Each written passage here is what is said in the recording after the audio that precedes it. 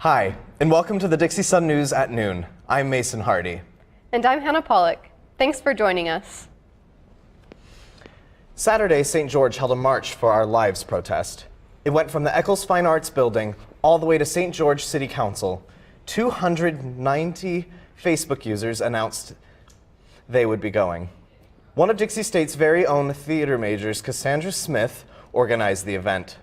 People of homage ranges showed up for the event to show their support, including Ivan City Council member Mariah Elliott. I had the opportunity this week to go to the Pillars concert and speak with some of the students involved and see the concert for myself.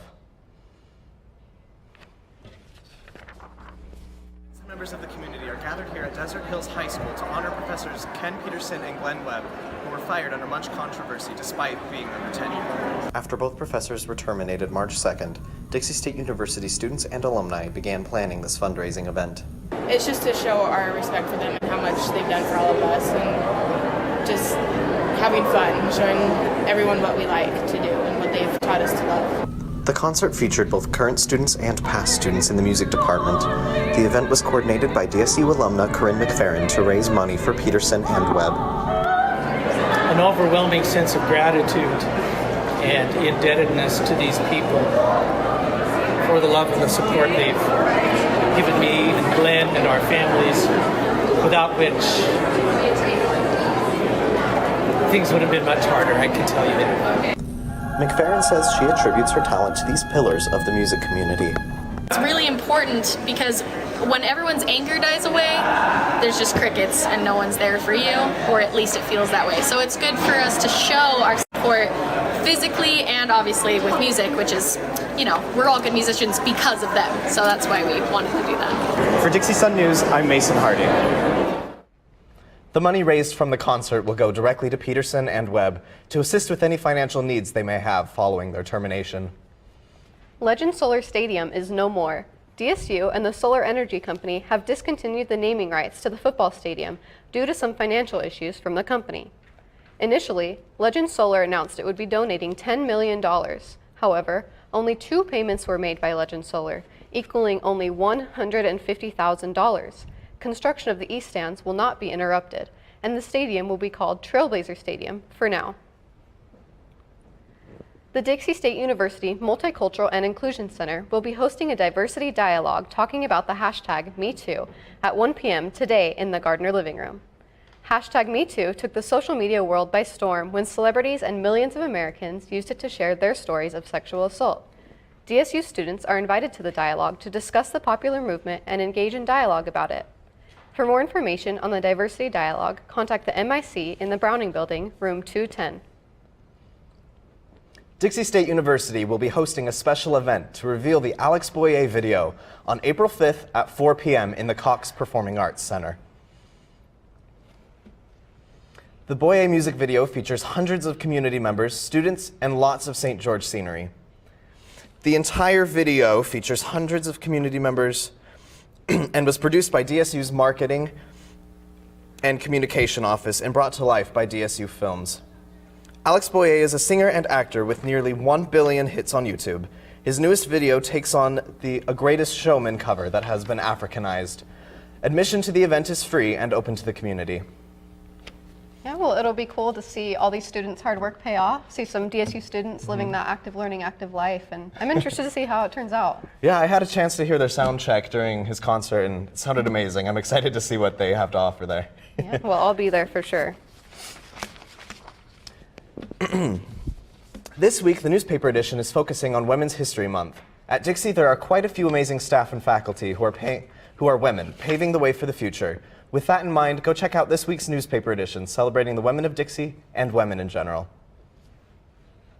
The Dixie Sun News is still looking for section editors for fall. Opinion, news, features, sports, and more positions are available. Multimedia journalists and writers are also still wanted. Scholarships are still available, so make sure to sign up or contact Rhiannon Bent with any questions about these positions and scholarships. Dixie State's annually published literary arts journal, The Southern Quill, will be hosting a benefit and silent auction. The free benefit will start at 6:30 p.m. in the Zion Room of the Holland. It will feature novelist readings, poetry, and a performance from a local band.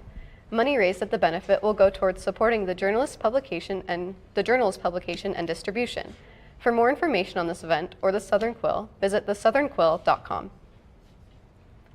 Easter is coming up this weekend, and Tuacahn is giving an alternative option to the typical church service. This free, non-denominational service is open to the community. There will be an 8 a.m. service on Sunday the 1st, followed by a family service at 11 a.m. These services give an alternative for students who may not be with family for the holiday or are simply looking for something to do this weekend. The Dixie State Theater Department is currently in its final week of performances of Shakespeare's play, The Tempest. The show is being directed by Mark Hauser, whose prior works include DSU's Man of La Mancha and Nightfall with Edgar Allan Poe. General admission tickets are $10 and student tickets are only $1 with a student ID. Performances of this futuristic approach of the Shakespearean show run tonight through Saturday at 7:30 p.m. After the break, we'll be taking a look at how softball will make a comeback and how men and women's golf have been holding their own. Radio Dixie 91.3. We don't play that. Nope, not that. A big fat no there. That's what we play. And stuff like that. On St. George's only alternative, Radio Dixie 91.3. Oh, and from 9 till midnight, we play this. I need a one dance. And this. Radio Dixie 91.3 FM.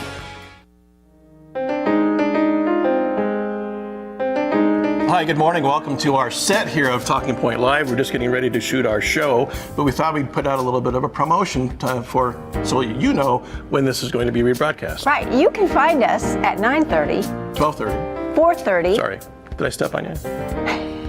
I'm always stepping on you. You are. Tune in and watch me step on Jen Moore. On Talking Or Point Live. attempt to, anyway. Welcome back. So Kylie, tell me a little bit about how Trailblazer sports are doing. I mean, there's been a lot. It's been pretty busy. It has been really busy. I mean, they've had games almost every day. And to start it off, junior Katie Ford led the Dixie State women's golf team to a 4th place finish Monday in Colorado. Ford placed 2nd and collected her first collegiate solo victory.